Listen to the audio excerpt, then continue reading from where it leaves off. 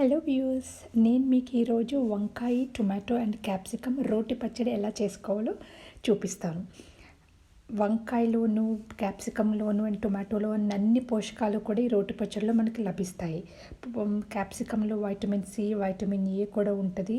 So ఈ common పచ్చడికి కావాల్సిన పదార్థాలు ఏంటో కూడా మనం చూసేద్దామా. ముందుగా నేను 5 వంకాయలు లేతగా ఉండేలా చూసుకోండి.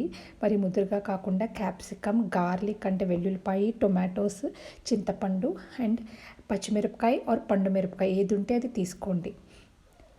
ముందుగా మనం వంకాయలు ఫ్రై చేసుకోవడానికి మీ దగ్గర ఇలాంటి ఏదైనా స్టాండ్ ఉంటే కనుక డైరెక్ట్గా స్టవ్ మీదైనా మనం ఫ్రై చేసేసుకోవచ్చు. స్టాండ్ ఉంటే స్టాండ్కి ఆయిల్ అప్లై చేసుకోండి. అప్లై చేసుకున్న తర్వాత మనం ఫ్రై చేయాల్సుకున్న వంకాయలు కూడా నూనె అప్లై చేసుకొని మొత్తం అన్నిటికీ కూడా ఆయిల్ అప్లై చేసుకొని మొత్తం ఒక్కొక్కటి కూడా స్టాండ్ మీద ఆర్ డైరెక్ట్గా మీరు స్టవ్ మీదైనా పెట్టుకొని తిప్పుకుంటూ ఉండండి. ఈ ప్రాసెస్ అంతా కూడా మీకు కొంచెం టైం పడుతుంది. 15 to 20 మినిట్స్ కూడా పట్టచ్చు ఈజీగా.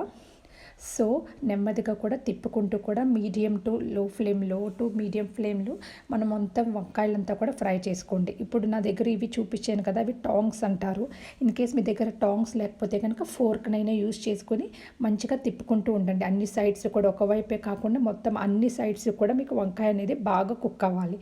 తిప్పుకుంటానే ఉండండి. ప్లస్ వంకాయ తొక్క మాడిపోయిందని ఏమీ అట్లా అనుకోవద్దు.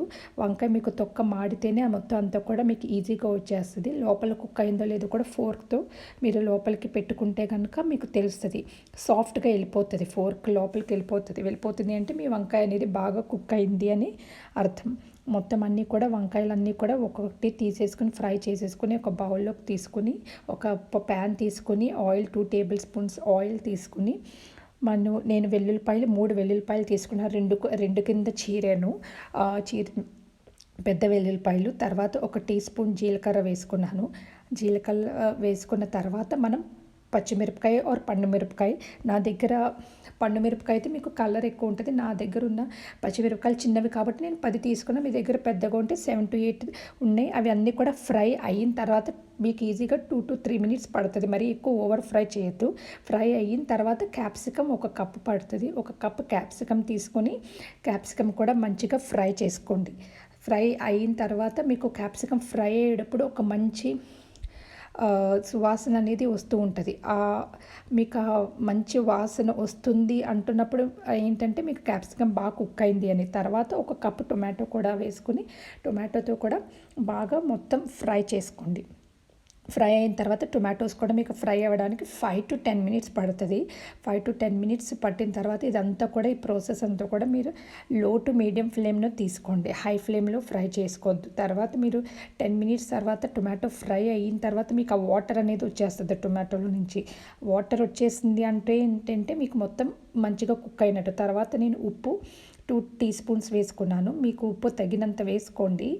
ఉప్పు అండ్ పసుపు 1/2 టీ స్పూన్ వేసుకున్నాను. అండ్ చింతపండు అరగంట ముందు నానబెట్టుకోవాలి. అరగంట ముందు వేడి నీళ్ళలో నిమ్మకాయ సైజ్ అంత చింతపండు నేను తీసుకుని వేసుకునే ముందు మనం ఈ పల్ప్ అంతా వేసుకునే ముందు చింతపండులో ఉన్న మొత్తం ఈ తుక్కనంతా కూడా, దాన్ని హెయిర్ అంటారు, మొత్తం ఆ తుక్కనంతా కూడా తీసేసి మొత్తం పల్ప్ కిందే వేసేసుకుంటున్నాను. యూజువల్లీ రోటి పచ్చళ్ళలోకి మనం ఆ పల్ప్ కిందే వేసేసుకుంటే ఏంటంటే మీకు పచ్చడి కమ్మదనం వస్తుంది అన్నమాట. సో ఇది కూడా మొత్తం చింతపండు కూడా వేసేసుకొని బాగా మిక్స్ చేసేసుకుని స్టవ్ ఆఫ్ చేసేసుకోండి. స్టవ్ ఆఫ్ చేసుకున్న తర్వాత మనం ముందుగా ఫ్రై చేసుకున్న వంకాయల్ని తొక్కంతా తీసేయండి. ఇప్పుడు వేడి చల్లారిపోయి ఉంటుంది. వేడి చల్లారిన తర్వాత తొక్కంతా తీసేసుకొని బాగా మ్యాష్ చేసేసుకోండి. బాగా మ్యాష్ చేసుకుంటే మీకు ఈజీగా గ్రైండ్ అయిపోతుంది వంకాయ అంతా కూడా. వంకాయ మాత్రం గింజలు రాకుండా లేతగా ఉన్నప్పుడే తీసుకుంటే మీకు వంకాయ అనేది మంచి టేస్ట్ వస్తుంది. తర్వాత మిక్సీ జార్లోకి ముందుగా ఫ్రై చేసుకున్న స్టఫ్ అంతా కూడా నేను మిక్సీ జార్లో తీసుకున్నాను. అది గ్రైండ్ చేసుకున్నాను.